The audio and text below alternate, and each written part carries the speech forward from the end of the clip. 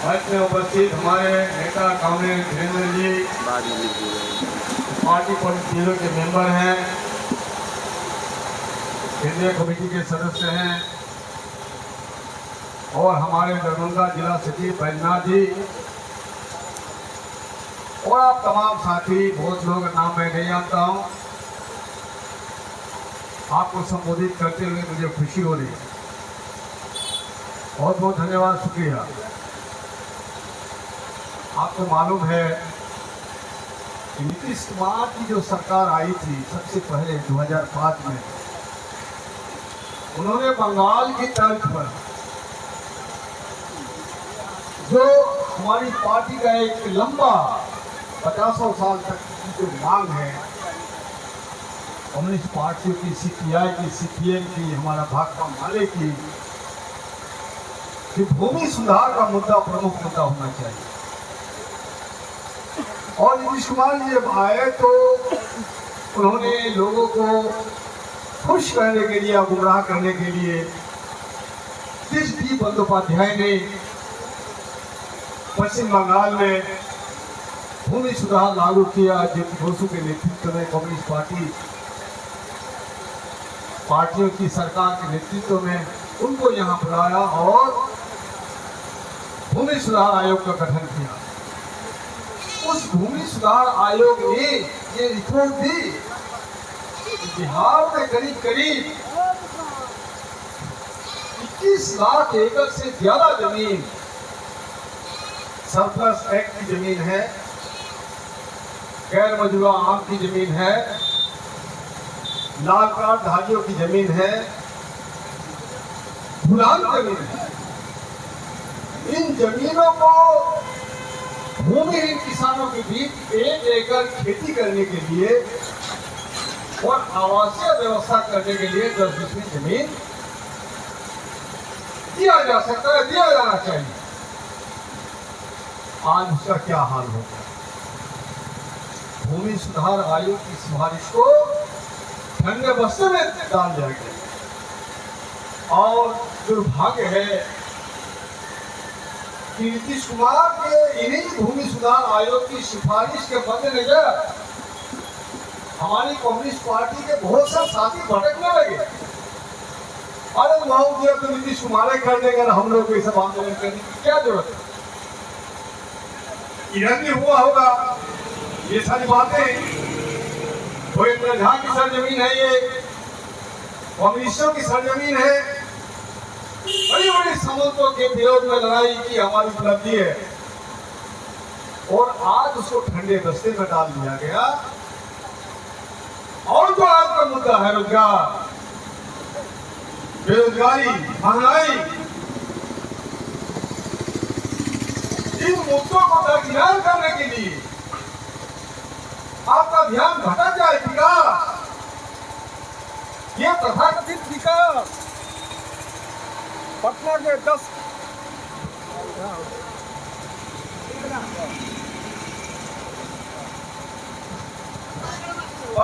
10 kilometre radius में flyover बन जाने से पूरे बिहार के विकास की सार्थकता पूरी नहीं हो सकती।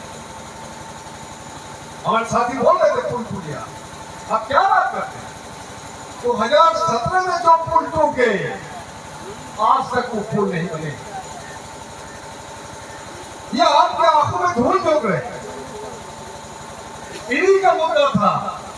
और सबसे पहले भाकपा माले ने दिल्ली में जाके बिहार विभाजन के बाद सबसे पहला सवाल उठाया कि बिहार की जो हालत है, डेंसिटी का जो घनत्व है, इतनी जो आबादी का बोझ है और नदियों की बाढ़ है, बालू है, इन तमाम चीजों के मद्देनजर संविधान में संशोधन होना चाहिए और बिहार को विशेष राज्य का दर्जा मिलना चाहिए।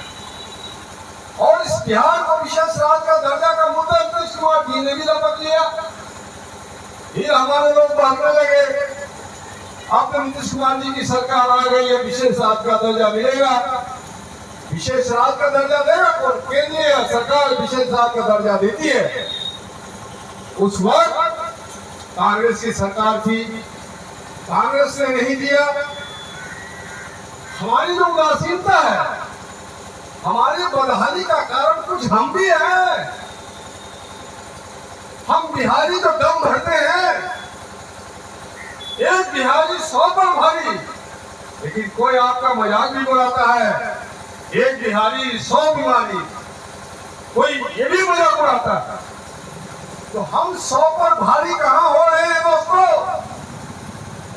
आज तो हमारे गांव में जाइए, मैं पूछ रहा था कितने रुपया मजदूरी मिलती है आपको?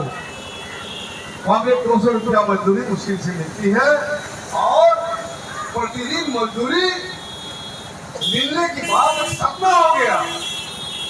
किस किस्म की मजदूरी मिलेगी? मिट्टी काटने की मिलेगी, नहीं खरपतवार का घर बनाने के लिए मिलेगा, कि खेत निकोड़ने के लिए मिलेगा, कोई इसकी गारंटी नहीं। हमारे इलाके में जाइएगा कॉमरेड, आज से 40 साल पहले 50 मजदूर, खेत मजदूर सर पे झांपी लेके एक साथ खेत का खेत कमाते थे, और वो भाटियाली सूर का गाना गाते थे। सोने का चिड़िया कहा जाता था। सोनार बांग्ला जो बोलते हैं, बंगाली इलाका है मेरा। एक धान होता है सोना गुही धान, उस धान का रंग और सोने का रंग एकदम बराबर है। सोना मिला दीजिए, आप उसको छान नहीं सकते। आज ये सब उधर गया। आज हुकूमत में कौन है? कौन है हुकूमत में? जयप्रकाश नारायण के चेले हैं ये लोग। समाजवाद की कल्पना इन्होंने की। हम लोग कम्युनिस्ट पार्टियों के नेतृत्व में जो समाजवाद की कल्पना करते थे, ये लोग साम्राज्यवादी पूंजीवादी के दलाल के रूप में हमारे आंदोलन को कमजोर करने के लिए समाजवाद का नारा दिया। आज इन्हीं लोगों की सरकार है, आज इन्हीं लोगों की सरकार। एक जमाना था 1969 को याद कीजिए आप, एक फिल्म बनी उसका, मेरे देश की धरती सोना उगले उगले है मोती, मेरे देश की धरती। हरित क्रांति का नारा दिया इंदिरा गांधी ने, और बड़े बड़े ग्रेजुएट को लगा कि अब हमें खेती करनी चाहिए। आज खेती मजबूरी का काम है। 35 ईयर्स से नीचे का कोई नौजवान, चाहे खेत मजदूर का नौजवान हो, चाहे धनी वर्ग का नौजवान हो, खेती कोई नहीं करना चाहता। खेती किसी की प्राथमिकता नहीं है। वो दिल्ली, बंबई, हैदराबाद, पंजाब जाकर जलील होना चाहते हैं जरूर, लेकिन खेती नहीं करना चाहते। कैसे खेती करेंगे भाई? एपीएमसी एक्ट इनको बहाल करना चाहिए। आपकी फसल बिक नहीं रही है। अभी धीरेन्द्र जी बोल रहे थे कि यहाँ के लोग जो केतारी बेचने के लिए, ईख बेचने के लिए भैंस गाड़ी पर पूर्णिया जाते थे। कटिहार में एक बहुत बड़ा मिल था, जूट मिल, दो मिल, फ्लावर मिल में ना आटा पीसने का मिल। हमारी माँ बहनें बोलती थी आटा पीसने का भी मिल होता है। कहाँ चला गया? उजड़ गया सब। आपका रेयान चीनी मिल, चीनी हमने खाना शुरू कर दिया, और हम खुद चीनी खा करके शुगर का बीमार हो रहे हैं। खून खाना प्रतिष्ठा का विषय हो गया। खून गरीब आदमी खाएगा, नंगा आदमी खाएगा। हमारे यहाँ गरीब आदमी को नंगा आदमी बोलता है, इसलिए नंगा आदमी। महू वाला नंगा का नेता है, नंगा का नेता है। अब इन लोगों की संख्या बढ़ गई, और जो गाली दे रहे हैं उनका बेटा वही काम कर रहा है। मैंने नीतीश कुमार जी को कहा, मुख्यमंत्री को आमना सामना कि कांग्रेस, माननीय मुख्यमंत्री जी, एक परिवार का 6 सदस्य मर गए बेंगलोर के धसान में, दीवार गिर गया पुणे में, बच गया सिर्फ उसकी बूढ़ी माँ, उसका बूढ़ा बाप। ऐसा किया जाए कि जो मुआवजा आप यहाँ देते हैं किसी मजदूर की दुर्घटनाजनित मृत्यु पर 4 लाख वो मुआवजा बाहर कमाने के लिए दिया जाता है माइग्रेटेड लेबर, उनके लिए भी घोषित किया जाए। और कानून में छूट रहे विशेष परिस्थिति में वो 70 साल से ऊपर के बूढ़ा बुढ़िया की जिम्मेदारी किसकी है? स्टेट की होनी चाहिए। स्टेट सर्वोपरि है। पूरा सरकार के अंतर्गत ये जमीन का मालिक कौन है? स्टेट है। आप रेंटर हैं, आप किरायादार हैं। हम तो कम बढ़ते हैं 70 बीघा जमीन, आप मालिक नहीं हैं। भाषा समझिए, आप किराएदार हैं, आप रेंटर हैं, लेकिन कम करते हैं। सामंत की सोच आपके अंदर में है। स्टेट कहने से वो बूढ़ी माँ, बूढ़ा बाप, उनके बच्चों की जिम्मेदारी क्यों नहीं ले सकती है? लेना होगा। तो नीतीश कुमार जी बोलते हैं कि मैं इनको माइग्रेटेड लेबर नहीं मानता। हम क्या बोल रहे हैं सर? आप हम इसी में होश में है। मैंने मेमोरेंडम पेपर दिया उनको, उन्होंने रख दिया। हमें पढ़िए सर।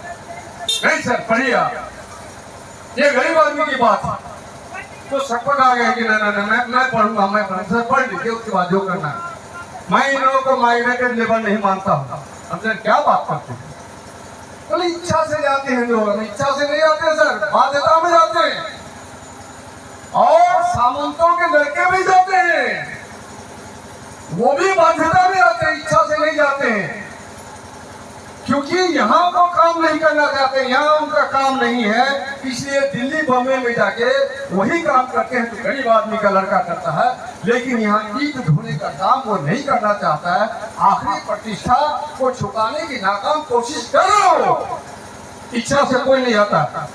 मैं माइग्रेटेड नहीं मानता हूँ। हम सर माइग्रेटेड अगर आप नहीं मानते हैं तो मिथिला यूनिवर्सिटी का लड़का अगर पटना यूनिवर्सिटी में एडमिट लेगा, सर माइग्रेटेड सर्टिफिकेट की जरूरत होती है, माइग्रेशन सर्टिफिकेट की, तो खत्म कर दीजिए। बोला कि मैं हाथ जोड़ता हूँ, मैं आपसे बॉस मैं नहीं सकूंगा। हम ये गलत बोलते हैं सर। आप गार्जियन है, पॉलिटिकल लीडर है, बिहार के राजनीति के सर्वर है और राजनीति तमाम दिशा तय करती है। राजनीति छोड़ के कोई रास्ता नहीं। बाकी सर हम नहीं सकेंगे। ये नीतीश कुमार का हाल है। सच्चाई को कबूल नहीं कर सकता। 4 दलाल अभी धीरेन्द्र जी व्याख्या किए हैं कि जदयू के 4 दलाल है जो नेता मंत्री बने हुए और भाजपा के 4 दलाल है नेता मंत्री बने हुए। उन्हीं के खींचातानी में इनका चल रहा है। अगर आपने देखा तीर खींच रहे, तीर हाथ से गिर गया, कमान हाथ से गिर गया। अगर ये दूसरे लोगों के हाथ से गिर जाता, दूसरे पे कमान गिर जाता, तो हमारे प्रभु रामचंद्र की अपमान का मुद्दा लेकर के भाजपा लोग सड़क पर नाचते रहते। आपके मुद्दा को ये समाधान के लिए इनकी दिशा नहीं है। और ऐसे शैतानों के साथ इन्होंने दोस्ती कर ली है जो हमारे पैगंबर रसूल सल्लल्लाहु अलैहि वसल्लम को अपमानजनक टिप्पणी करते हैं। ये कभी बर्दाश्त नहीं होगा। और नीतीश कुमार को बोलना होगा, विधानसभा में ये सवाल उठेगा कि इस मुद्दे पर आपकी राय क्या है। ऐसे लोगों के साथ अगर दोस्ती रहेगी तो खुलेआम बोलिए, आप जनता तय करेगी बिहार की रहनुमाई कौन करेगा, कौन करेगा बिहार की रहनुमाई। मुद्दा क्या है? मुद्दा से भटक रहे हैं आप।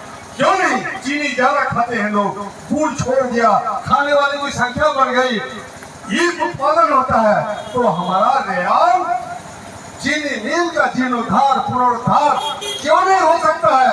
अगर ये हो जाता तो आपका जो ये सरजमी है, इसी चीनी मिल की गौरव गाथा गाते रहते हैं। आप लोगों को गर्व हुआ करता था कि हमारे यहाँ चीनी मिल है, कटिहार को गर्व हुआ करता था कि हमारे यहाँ जूट मिल है, फ्लावर मिल है।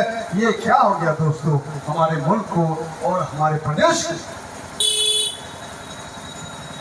इसका सवाल, इस सवाल का जवाब हमें को ढूंढना होगा। आज खेती करके बर्ताव में आप अपमानजनक जिंदगी जीते हैं। आपका फसल की वाजिब कीमत के साथ खरीदार कौन है? जो बिक गया वो खरीदार नहीं हो सकता है। नीतीश कुमार बिक गया है, इससे खरीदारी की उम्मीद नहीं कर सकते। सरकार खरीदेगी, सरकार को गारंटी देना होगा। एक एक अनाज को हम खरीदेंगे, और आज क्या हालचाल आपको सिखा दिया कि हमारा जो है कोऑपरेटिव सोसाइटी खरीदेगी। कोऑपरेटिव सोसाइटी आपके यहाँ खरीद रही है? सोसाइटी खरीदे किसी के धन? हमारे यहाँ तो नहीं खरीदा, फर्जी खरीदारी है। इन फर्जी तमाम खरीदारी के खिलाफ में आपको आवाज तुरंत तो आप कर ही रहे हैं, थोड़ा और जोर लगाना होगा। हम लोग बिहार विधानसभा में जोर लगाएंगे और जो सड़क पर खड़ा होकर के जो आप चाय की दुकान करते हैं, ठेला लगाते हैं, चावल बेचते हैं, इसको तो 6,000 रुपये का आमदनी क्यों नहीं मिलेगी? हमने यह मुद्दा बनाया सीओ को। किसी ने कहा उसमें नहीं सर इसका तो 1,000 रुपया डेली आमदनी, कहाँ से आमदनी करता है? जब लिखा ना अरे सबकी चाय की दुकान कहाँ है? दुकान जरा देखो, उस दुकान को लीगलाइज कर दो। फुटपाथ में रोजी रोजगार हासिल करने को लीगलाइज कर दो। आज न्यू मार्केट में एक बिल्डिंग का उद्घाटन हो रहा है तो तमाम दुकानदारों को हटा दिया गया है, सन्नाटा छा गया। हम थे नहीं, इत्तेफाक से हमको यहाँ आना था, अगर वो हटाते यकीनन वो लड़ाई हम करते, चाहे जो कुछ भी हो जाए। पटना के फुटपाथ दुकानदारों की लड़ाई के लिए इन लोगों ने मुझ पर मुकदमा किया, मैंने बिहार विधानसभा में उठाया। कहाँ जाएंगे ये लोग? आप रहेंगे कहाँ? हवा में उड़ेंगे? जमीन में रखना है आपको। कुछ लोग हम लोग को बोलते हैं कि कामरेड आप लोग जमीन ही का सवाल ज्यादा उठाते। अरे जमीन में रहते हो तो कहाँ रहोगे? हवा में रहोगे? समंदर के बीच में रहोगे? जमीन ही में रहना है और जमीन ही का सवाल तय करना है। जब तक 21 लाख एकड़ जमीन को शिनाख्त करके भूमिहीनों में बंटवारा नहीं कर दो, जब तक 100 साल से जिस जमीन पर बसे हुए गरीब मजदूर लोग हैं उसको आवासीय बंदोबस्ती नहीं दिया जाए, 5 दिन पर्चा नहीं दिया जाए, तब तक इस सर्वे को रोकना होगा और ताकत के बल पर रोकना होगा। आपको एकजुट होना पड़ेगा, यकीनन वो कामयाब होगा। और 1,13,000 का बिल आया है अभी मेरे पास। एक मजदूर है, उसके मकान में 1,13,000 का बिल है। स्मार्ट मीटर, ईमानदार मीटर है। आपके पास बिल आता है 1 महीना का 160 रुपया, मान लीजिए 165 155, और अगर वो स्मार्ट मीटर में आ जाएगा 200 रुपया, तो 35 रुपया के लिए संशोधन करने के लिए दौड़ नहीं है। अरे माल हम उपभोग करेंगे तभी तो कीमत देंगे, खाना खाएंगे तब तो कीमत देंगे। ऐसा कोई होटल होगा, ऐसा कोई चाय का दुकान होगा कि चाय का दाम पहले दे दो और तब चाय देंगे, चलेगा उसकी दुकान? नहीं।